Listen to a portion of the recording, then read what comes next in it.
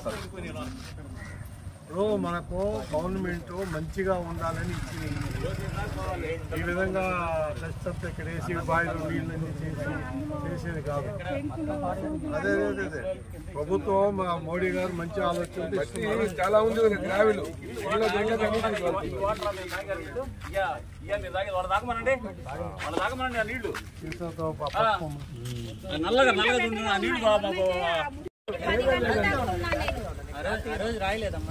రాశారండి.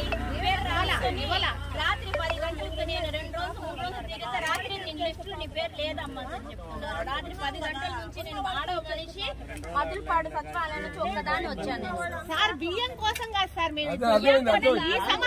మేము ఎలా జీవనం గడపాలి అది బియ్యం కన్నా చెప్పట్లేదు.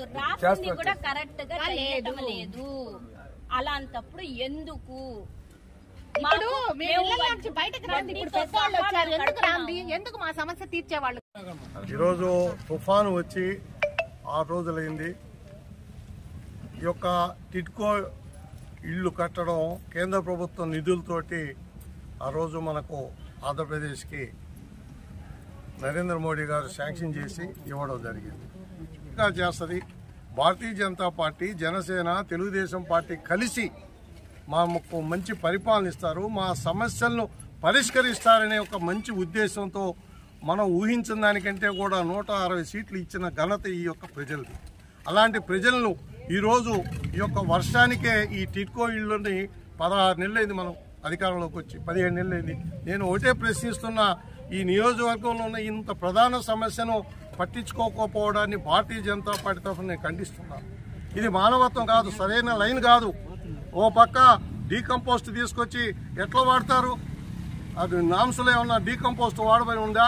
దాంట్లో సూదులు, దబ్బలాలు, అనేక రకాల ఈ విధమైన గాజు పెంకులు ఈ విధంగా చేస్తే అసలు మీ డబ్బులు తీసుకున్నారా లేదా?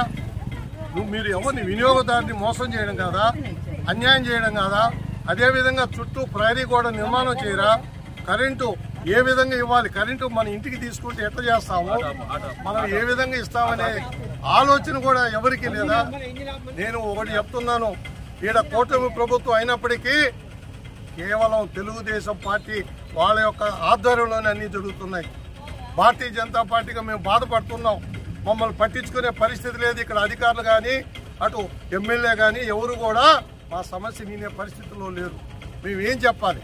కాబట్టి ప్రజల ముందుకు వచ్చాం.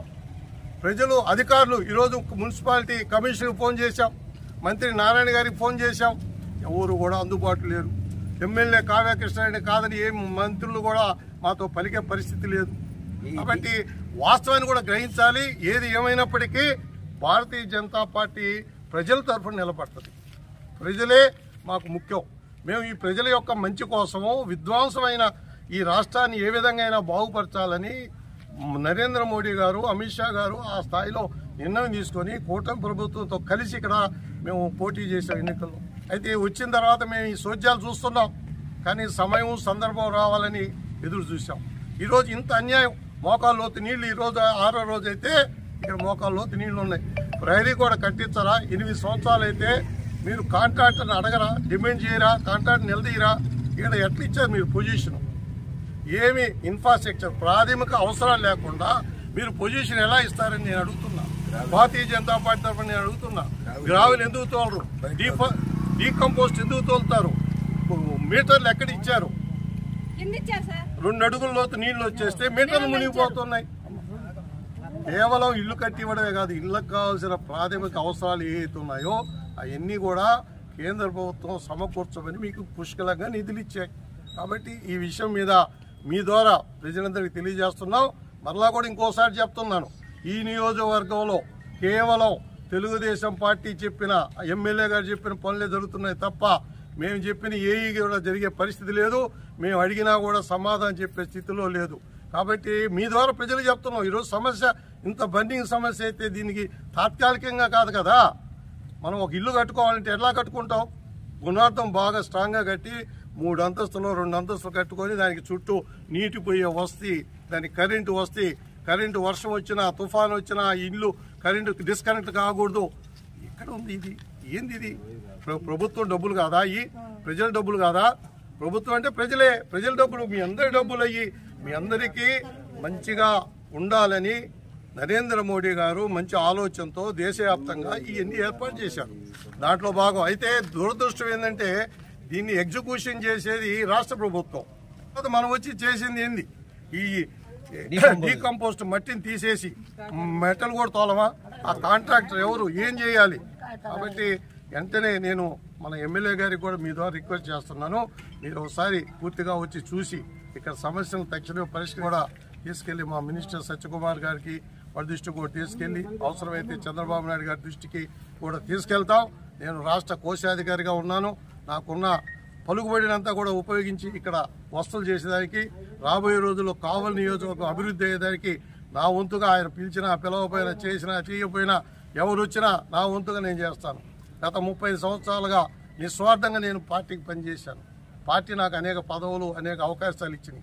దాన్ని అంతా కూడా నియోజకవర్గ అభివృద్ధికి ఇలాంటి కష్టాలు ఉన్న ప్రాంతాలకు వెళ్ళి ఖచ్చితంగా చేస్తానని మీ ద్వారా ప్రజలకు హామీ ఇస్తూ ఈరోజు వీళ్ళ యొక్క విషయాన్ని ఆర్డీఓ గారి దృష్టికి, మంత్రి నారాయణ గారు మున్సిపల్ మినిస్టర్ మంత్రి నారాయణ దృష్టి గారికి వారికి కూడా ఈ ఫోటోలన్నీ పంపించి అవన్నీ చేస్తామని మీ ద్వారా వాళ్ళకి తెలియజేస్తూ ఈరోజు ఈ యొక్క చాలా బాధగా ఉంది నాకు. నేనేదో మాట్లాడడం కాదు, చాలా బాధాకరమైన విషయం. ఎవరింట్లో డబ్బులు ఇస్తామా? ఎవరింట్లో డబ్బులు ఇవి మన ప్రభుత్వం ఇచ్చింది పేదల మధ్యతరగతి కోసము, పేదల కోసం సొంత ఇళ్లు నిర్మాణం చేయాలని కేంద్ర ప్రభుత్వం ఇచ్చింది. మరోసారి కూడా ఇదే విషయాన్ని గుర్తు చేస్తూ ఈరోజు వీళ్ళ బాధ్యత చూసి చాలా బాధపడుతున్నాను. వాళ్ళకి వీలైనంత త్వరగా రోజు మార్చి రోజు డైలీ వచ్చి వాళ్ళకి అందుబాటులో ఏమి జరిగింది, ఎంత ప్రోగ్రెస్ ఉందని ప్రత్యేకంగా నేను దృష్టి పెడతానమ్మా.